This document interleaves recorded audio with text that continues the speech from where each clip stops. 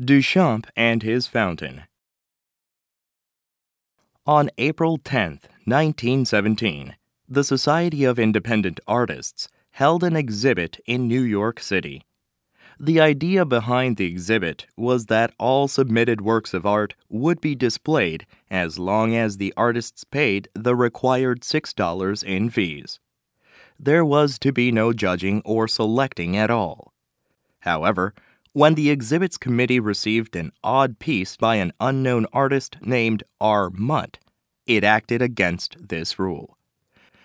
Confused by the unusual work of art, they voted not to show it. Instead, they quietly hid the piece on the day of the exhibit. Little did they know that what they were hiding was to become one of the most influential works of art of the 20th century, if not all of art history. The story begins with three men, an American painter, a wealthy art collector, and a young French artist, meeting for lunch in New York a few days before the exhibit. After what was likely a lively discussion about art at the cafe, they made their way to a bathroom supply store close by. Once there, the young artist purchased a standard public bathroom model urinal. When he returned to his studio, he simply turned the urinal on its back, signed it with a fake name R. Mutt 1917, and entitled this new work Fountain. He then submitted it to the exhibit.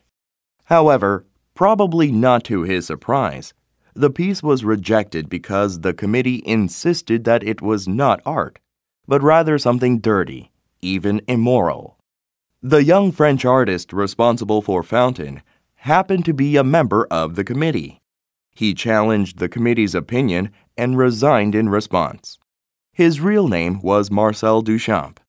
He believed that this urinal was not only a bathroom supply taken from everyday life, but also an unexpectedly rather beautiful object in its own right. Later, an art magazine printed an unknown argument in support of Duchamp. It said, "Whether Mr. Mutt made the fountain with his own hands or not has no importance. He chose it.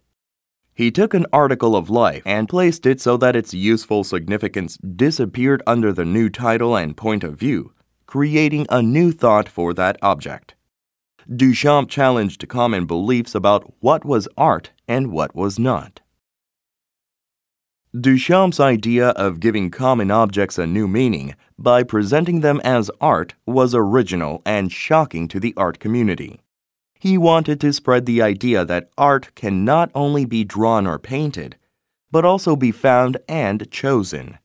He used the term ready-mades to describe the everyday objects he selected to display as art by adding to them, changing them, or simply renaming them and placing them in an exhibition setting. Some of the ready-mades he presented between 1913 and 1915 included bicycle wheel, a bicycle wheel and stool, bottle rack, a bottle drying rack signed by him, and a snow shovel he called In Advance of the Broken Arm. These works raised the questions, what is art, and is the standard of art unconditional? Challenging the definition of art was indeed his intention. Duchamp was more than just a talented painter. He was also a kind of philosopher who believed that art should be about more than simply creating beautiful things to look at. He took ordinary objects and showed them in ways that led people to think about them differently. He wanted to explore the meaning of art, as well as its relationship with its viewers. He said, "I am interested in ideas, not merely in visual products." Duchamp also started to present ready-mades in an attempt to show that not all art is meant to be taken seriously and treated with great importance. He explained that a great deal of modern art is meant to be amusing. In 1919, Duchamp made what appeared to be an attempt to poke fun at how seriously people treat art. He took a cheap postcard reproduction of Leonardo da Vinci's Mona Lisa and drew a mustache and beard on her face.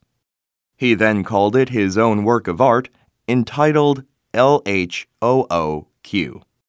Although some people saw this as an insult to a great work of art, Duchamp simply seems to have intended to give a classic work of art a funny twist.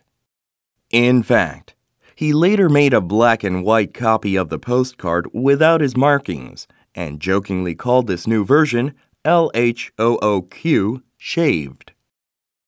Duchamp's most successful practical joke, however, is still considered to be Fountain, the work that started this whole discussion. Although the original was lost after the Society of Independent Artists exhibit, and all that remains of it is a single photograph, several copies have been made with the artist's permission and are now displayed in museums around the world. Duchamp commented on his successes by saying, "I threw the bottle rack and the urinal into their faces as a challenge, and now they admire them for their aesthetic beauty." Ultimately, Fountain has had a great influence on generations of artists and art lovers since its creation. Indeed, this work forever changed the way the world looked at art. Many great modern artists, such as Andy Warhol, Robert Rauschenberg, and Jeff Koons, to name a few, have drawn on the ideas contained in Fountain in one way or another. If not for Duchamp's attack on the idea of art, the works of modern artists might never have been accepted by the public. Nowadays, ready-mades are appreciated in the art community for giving viewers a new way to think about common objects and reflect on life's beauty and philosophical meaning. Still, for many people, the question remains, is it really art?